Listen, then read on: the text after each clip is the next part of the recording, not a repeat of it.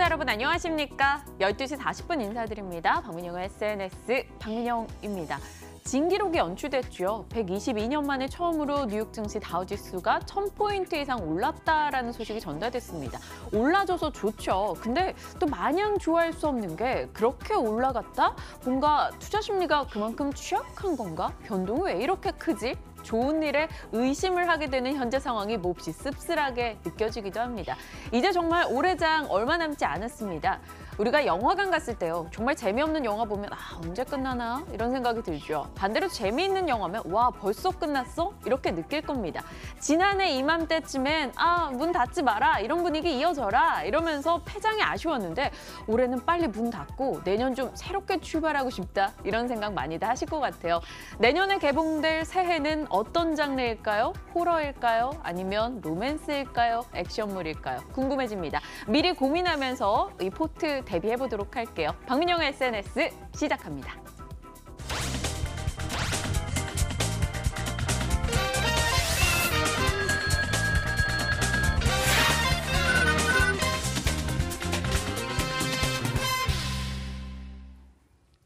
박앵커의 올백입니다. 언제쯤 언금회복이 가능할 것인가, 언제 상연달 될 것인가 경치자연님께서 또 채팅창에 올려주고 계신데요. 그러게요. 이번 달 목표 금액이 410만 원이었는데 375만 원 선에 지금 묶여 있습니다.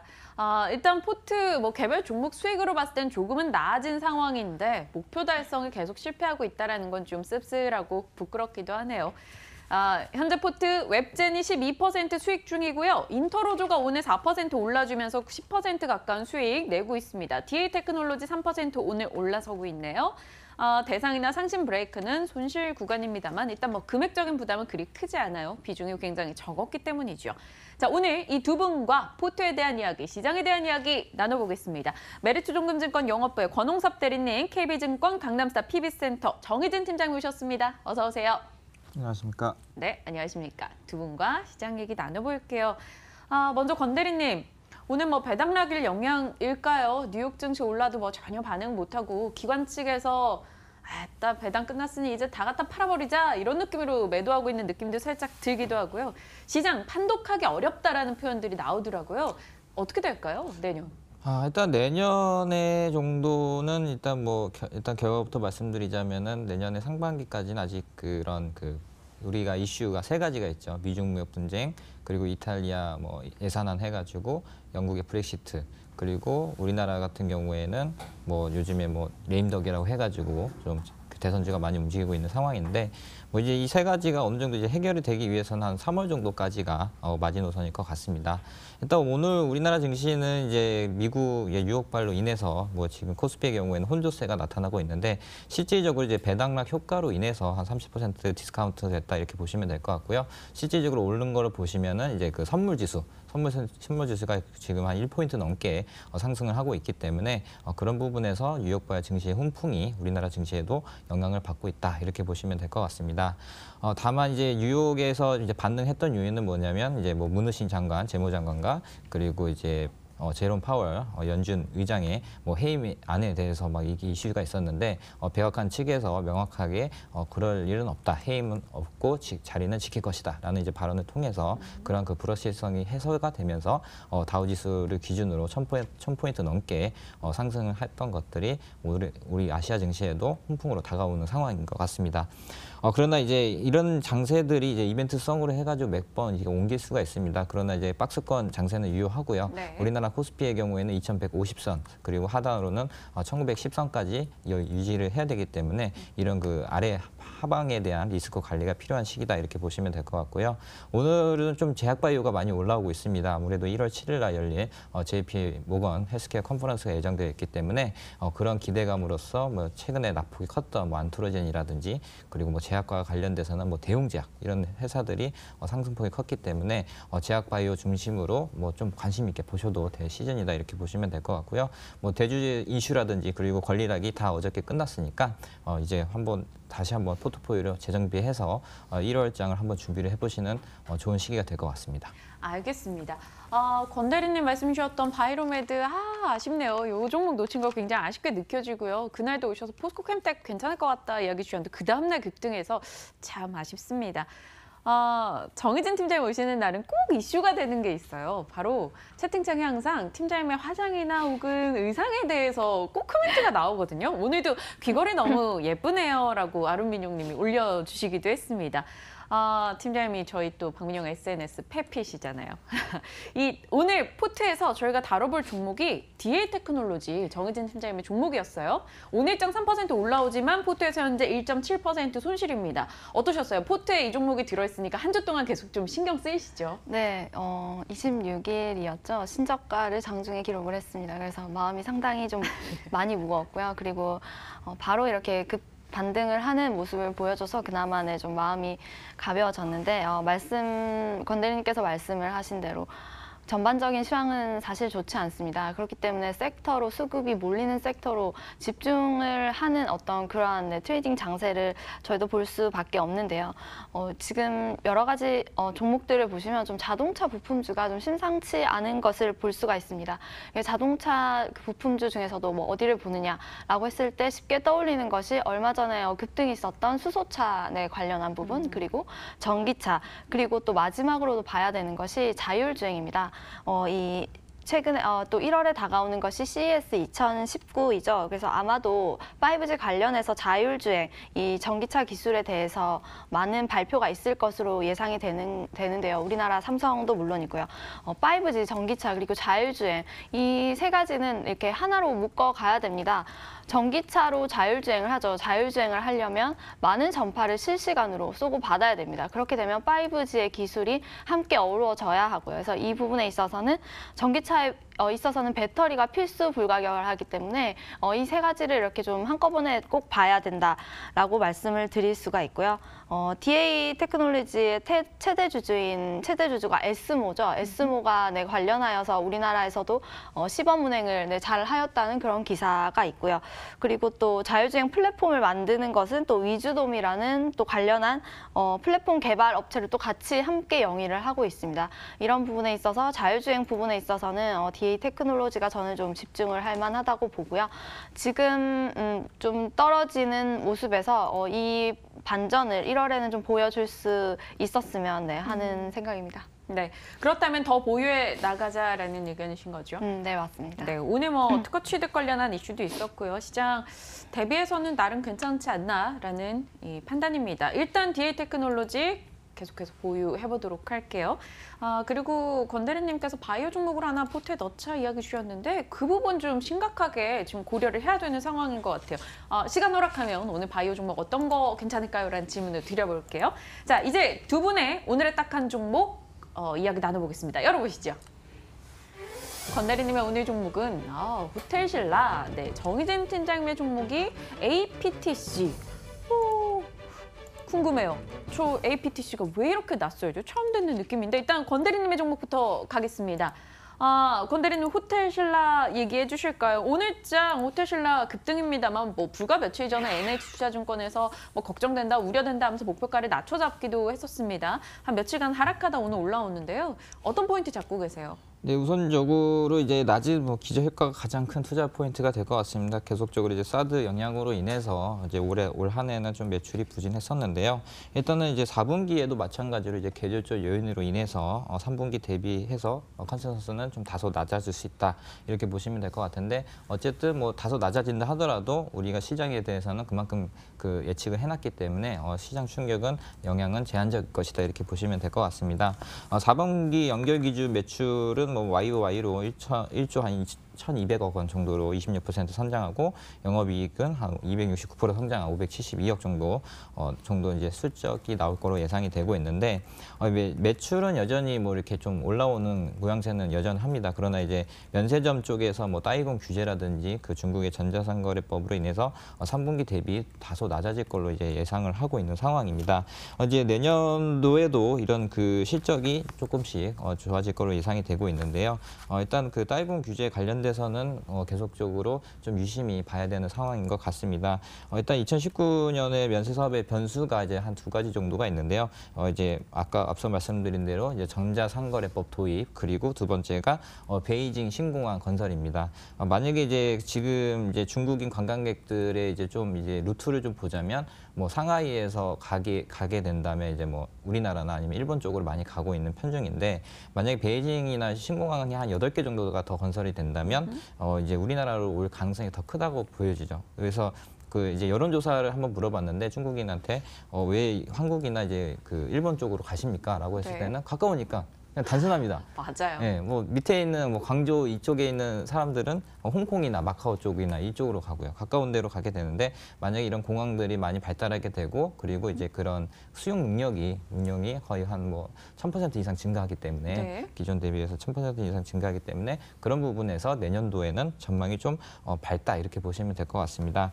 따이분 규제도 마찬가지입니다. 전자상거래법 해가지고 이제 뭐 세금 이상 이슈로 인해서 뭐 외이상인들이 뭐 이제 뭐 우리나라 이제 뭐 보따리 상을 거의 다 안 할 거다 이렇게 얘기를 하고 있지만, 어느 정도 중국에서도 이제 그런 그 제한적, 그러니까는 유예 기간을 줬습니다. 그래서 이게 이걸로 인해서 뭐 호텔 면세점 매출이 뭐 30% 급감한다거나 이런 좀 이슈들이 있는데, 이런 그 이슈들을 감안하더라도 여전히 웨이산이나 따이공에 대한 사업 매력도가 높기 때문에 계속적으로 성장할 것이라고 이제 예상을 하고 있는 상황입니다. 그래서 따라서 그런 영향들은 제한적이다 이렇게 보시면 될 것 같고요.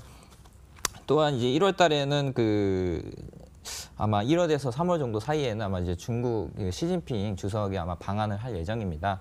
따라서 그런 부분에서 현재 지금 화장품 관련주들, 그러니까 어저께 이제 그 미중 무역 협상에 뭐 1월 정도에 좀 완료가 될 것이라는 좀 예측성 기사들이 나왔는데, 이런 분위기를 감안하게 된다면 현재 그 조정을 받았던 중국 관련주들, 뭐 면세점 그리고 화장품 이런 종목들이 좀 서서히 올라올 수 있는 기대감이 있어서 그 중에서도 이제 호텔신라를 한번 면세점에서는 또 주도주기 때문에 한번 관심 있게 봐야 된다 이렇게 보시면 될 것 같고요.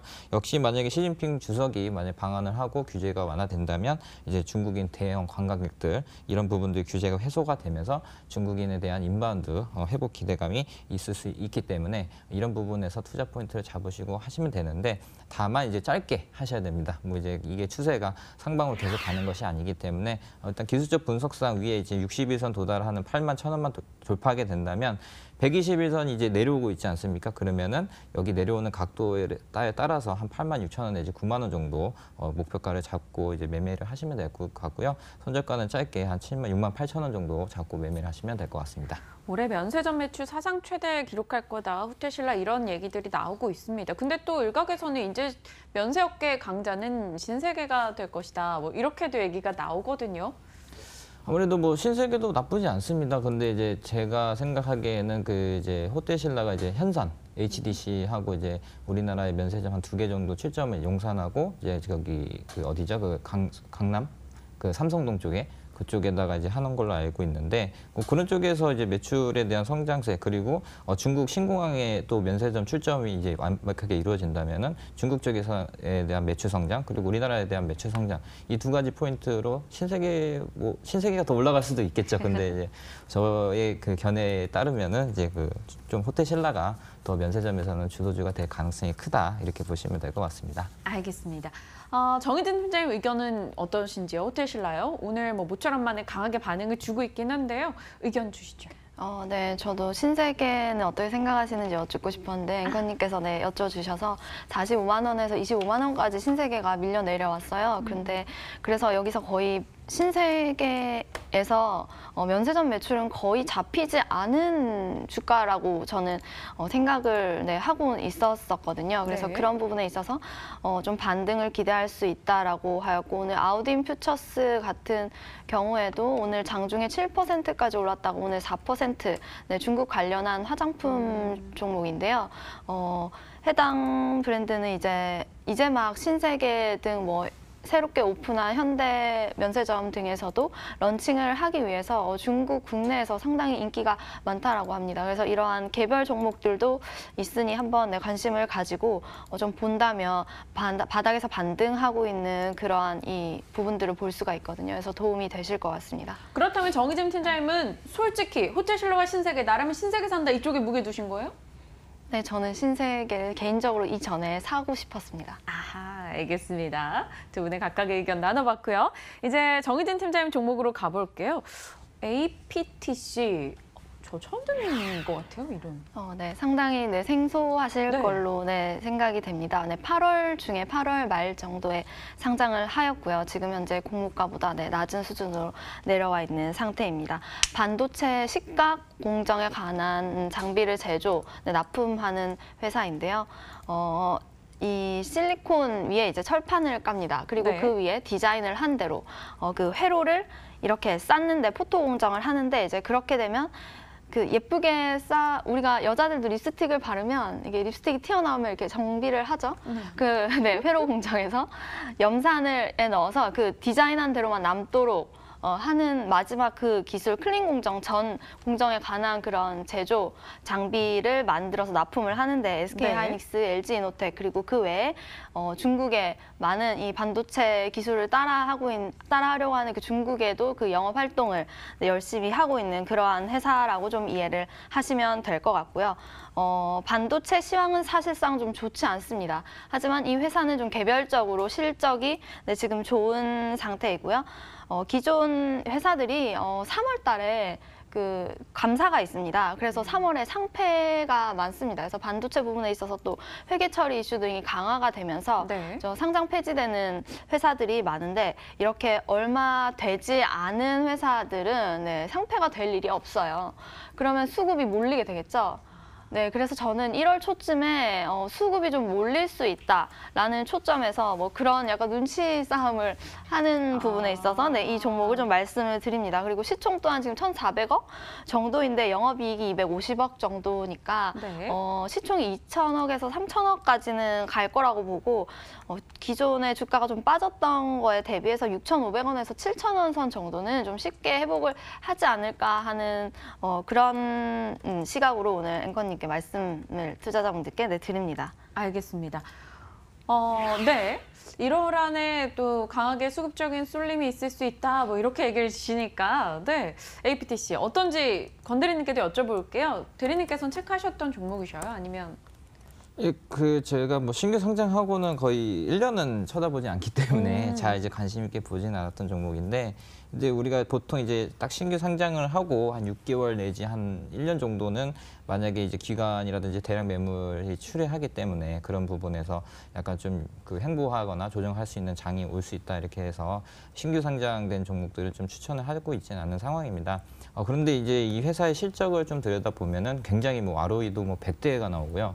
그리고 영업이익도 지난해 대비해서 거의 한 3배 이상, 한 270억 정도 나오는 회사이기 때문에 그만큼 저평가를 받고 있는 회사다. 이런 부분들은 저는 이제 의견은 동의한데 다만 이제 반도체에 대한 수급이라든지 그런 업황이 좋지 않다 보니까 그런 부분에서 최근에 좀 주가가 많이 밀린 흐름들이 나타났습니다. 그러나 이제 최근에 이제 일봉 흐름상 그때 이제 11월 28, 29 이때부터 이제 거래량이 실리면서 추세가 이제 상방으로 되돌림이 나왔고 여기에 대해서 21선을 안착을 하면서 참 자연스럽게 올라가는 부분들을 봤을 때는 만약에 이제 추세가 살아 있고 그리고 상승 모멘텀이 어느 정도 받쳐준다면 원래 가격대인 뭐 7,900원이나 7,200원까지도 한번 갈 수 있기 때문에 관심 있게 봐야 된다. 다만 역시 뭐 호텔신라도 마찬가지겠지만 저는 지금 장이 좀 리스크가 있기 때문에 짧게 손절가는 짧게 잡고 매매를 하시면 될 것 같습니다. 알겠습니다. 두 분의 각각의 종목 나눠봤습니다. 네, 지금 카메라 무빙과 또 음악이 왔습니다.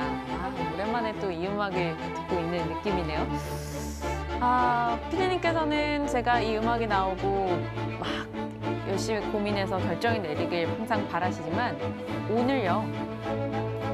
시간을 최대한 아끼기 위해서 오늘은 빠른 결정이 되겠습니다. 두 종목 다 오늘은 매수하지 않을게요. 사실 반도체 쪽 종목은 지금 조금 겁나기도 하고요. 그래서 좀 시간을 두고 지켜봐야 되는 종목 다시 한번 시그널이 나온다면 그때 팀장님께서 얘기해 주시길 바라고요.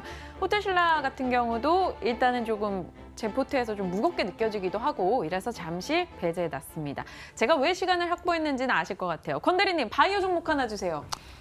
바이오 종목이요. 네. 일단은 바이로메드처럼 잘 가줄 종목. 저희가 그 JP에 초청된 국내 이제 한국 기업이 8개가 있습니다. 거기에 이제 한미약품, 그리고 코오룡 티슈진, 한독, 셀트리온, 그리고 여러 가지 이제 나머지 기업들이 있는데 그 중에서도 좀 관심 있게 봐야 될 종목이 한독이 아닌가 싶습니다. 한독이 지금 시총이 한 4천억 정도 가까이 되고, 그리고 이 회사가 원래는 이제 아마릴이라는 이제 당뇨병, 그리고 우리가 그 흔히 뭐 캐내십시오 해가지고 무릎 관절염에 이제 소염제로 작용하는 케토톱을 생산하고 있는 회사인데 최근에 주가 흐름이라든지, 그리고 이번에 한독이 이 JP 이 8개 기업 중에서도 중소형 제약사로서는 최초로 들어갔다는 점에서는 굉장히 좀 관심 있게 봐야 되는 상황이다, 이렇게 보시면 될 것 같습니다.